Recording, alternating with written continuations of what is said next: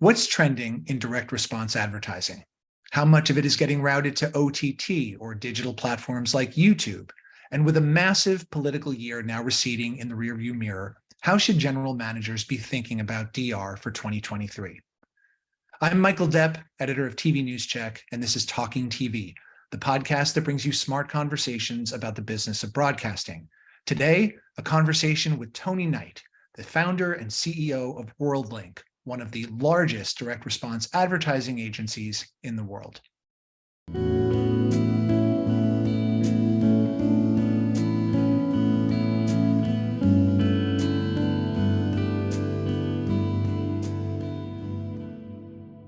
Talking TV is brought to you by Futuri, whose Post for TV podcasting system is specifically designed for the needs of TV broadcasters. Post for TV makes going from newscast to podcast an effortless transition. It enables broadcasters to create, publish, analyze, and monetize both broadcast on demand and original podcast series from the same platform. Post for TV is a powerful system for capturing podcast opportunities in a turnkey fashion.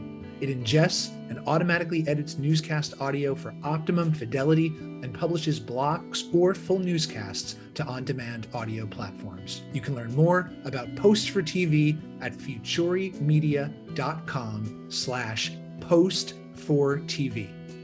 Welcome, Toni Knight, to Talking TV. Thank you. Nice to talk to you. Nice talking with you. Toni, 2023 doesn't have an election. It doesn't have an Olympics.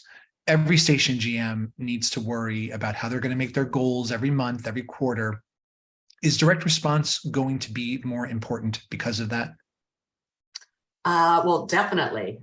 When you don't have these other factors that help sell out inventory and tighten inventory, it's always important for general managers and GSMs to look at how best to package inventory to, make maximum revenue for their station or network. And so we work very closely with our media clients to work strategically on, is there unique spot packages that we can offer the marketplace? If we're selling paid programming, we work with them closely to look at what inventory they have available to see how we can put things together to, again, work on just maximizing revenue for them and being good strategic partners for them.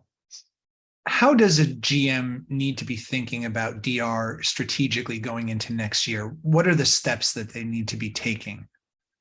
Well, I think they have to first look at what their brand business looks like. Obviously that is going to be driving their decisions. And then when they look at kind of what opportunities they could create for direct response, whether there's some sponsorships opportunities, product integration, if there's ways to put together cross-platform packages. Direct response clients are very similar to brand. They like to be strategic. They like to see how they can touch consumers and maximize their ability to, be in front of consumers and help motivate them to make right and smart, purchasing decisions for their products. This is a very different kind of advertising than regular spot, but some of these DR categories have a history of fueling emerging categories. I'm thinking lawyers here for one, which has become an extremely important category as autos had a few rough years. What else has been fertile ground in that sense? I would say, a very strong category is the healthcare categories. Every year that is always a great push in fourth quarter and really pay premium rates. They're very strong advertisers with a lot of budgets to spend as they go into the year. And so that's usually a strategic category for us that we start working on mid-year to make sure that we're capturing dollars for clients and putting together relevant packages for the advertisers so that they are reaching their goals, touching the consumers that are important to them. How much of your media buying now goes into OTT advertising? We do a nice piece of business on the OTT side and all digital platforms. It's still a smaller piece of our overall business. A lot of our advertisers are still really heavy into the linear television and traditional media opportunities, but there is a huge amount of money that does get channeled into the digital marketplace. And, it really just depends on each advertiser and what their goals are and what kind of budgets that they have will dictate where we drive these advertisers into what areas of business that make the most sense for them. Are the DR advertisers starting to get more savvy about streaming and what it means and how much audience is there, or do they need some walking through? I would say majority are very savvy. They early on, because when you think about their back end, it's all about ROI. And really, when the digital marketplace started to emerge, it was a perfect environment for our direct response clients because they've always bought based on return on investment. And they get very granular with how they touch their consumers, what kind of return they got from those consumers, and was the media effective for them. And so, digital is a great environment for our advertisers. They get involved not only with search, but with streaming opportunities, with OTT opportunities, and they evaluate it similar that they do in the linear marketplace. Did they get the return on investment? Was it a relevant audience that they reached? And can they grow their consumer base so that they can, reach their strategic goals? Is YouTube, which I mentioned at the top, is that something that they're interested in? Oh yeah, any app that has a significant audience that they can get their message in front of, a certain demographic is going to be relevant for them and very meaningful. And obviously, it's from a social perspective, it's a very strong, way to reach consumers and to target the types of people that you're looking for. So they are very, very interested in those kinds of opportunities. And within the OTT advertising that you are dealing with, how much of that is national versus local? Most of it is national. They direct response, it's important for them to reach a large volume of people that helps them get their best return. And, they are just like brand advertisers. Efficiency is important to them. So if there is a way to get a national platform and target the demo that they're looking for with all the qualitative information that's important to them, obviously that's going to be a meaningful opportunity for them. So though national is very key. Would you happen to know how it breaks down on fast channels versus AVOD? That I don't know the stat for that. And, I wouldn't want to just guess just because I'm not 100% sure on that. So streaming advertising obviously is becoming more popular. Is that making it too pricey for some DR advertisers? Right now, there's still a lot of opportunities out there for them, and it really they're going to look at it on a case-by-case basis. If they can reach a certain CPM that makes sense for their advertisers, then that's going to be something that they're going to, open their eyes to and see if it's a good opportunity for their clients. Does WorldLink buy programmatic spots for its DR advertisers? We do represent programmatic, and we also do direct deals on the digital side. So we're involved in both areas, probably more on the direct side than programmatic, but we do work with both. So on the programmatic side, does this appear on digital platforms like YouTube or cable networks, local stations? Where does it play out?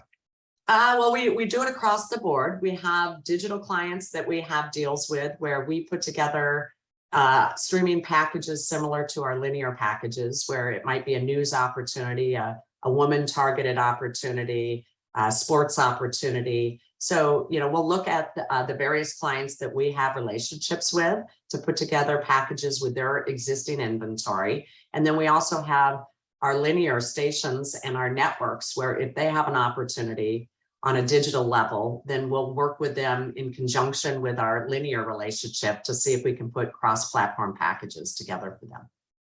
Now, I understand you built an automated trading platform. Is that to make it easier for DR buyers and sellers to transact, or how does that work? Well, it's not necessarily automated trading platform. We really worked hard over the years to automate our process, but at the same time still have a human component, because we feel that it's important to have an automated back room, but we want to have that human touch on the front end, because clients still want to be able to talk to people. They still want to have the feeling that they know that they're being heard, that we're putting together relevant packages that make sense for their advertisers, and that we're there for them 24/7. So we have a great backroom system. We have a customized computer database that we created from scratch that really houses all the information for all the media buys that we do with all our various clients. And it's a great tool for our salespeople, for our sales managers. It delivers great analytics for us. And it actually helps us to manage inventory for a lot of our stations and our networks and our digital clients where maybe they don't have the capability to do it.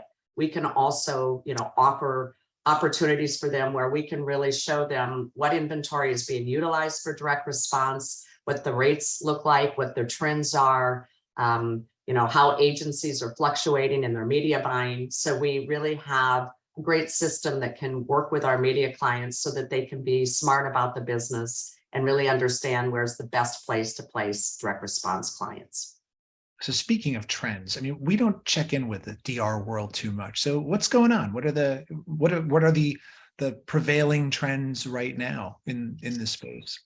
Well, I think right now, everyone is, recovering from COVID, working through kind of the issues that we had surrounding that with, having production stalled or having, products being stalled in terms of development because of the various reasons that the overall market. But they're really coming back with a strong vengeance. I think they're hopeful for 2023.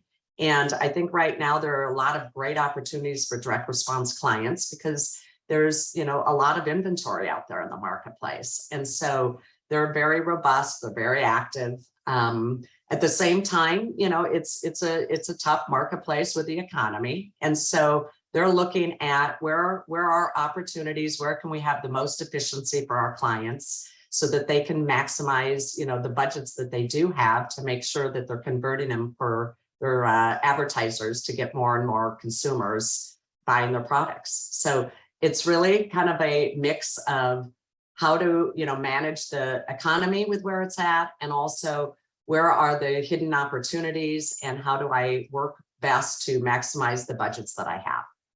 And I know you've got the 30-second spots, but there's also like the 30-minute, Yep.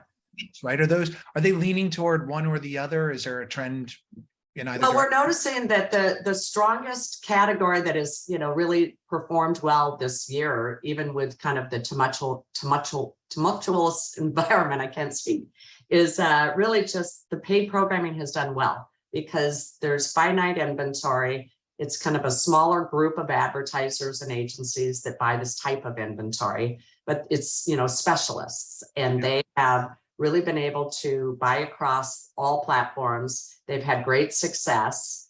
And, it's probably one of the stronger categories that have sustained through this year. So half hours are strong. They're still there. They're always looking for new opportunities. And, we're placing half-hour paid programming. We're doing ministries. We're doing endemic half hours, where if it's, a sports client that's looking for a sports environment. So, it's really evolving, pretty well.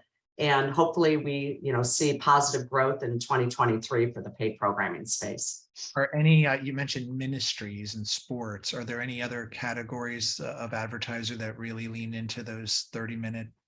The healthcare. Yeah, healthcare is another strong category. They have robust budgets for fourth quarter.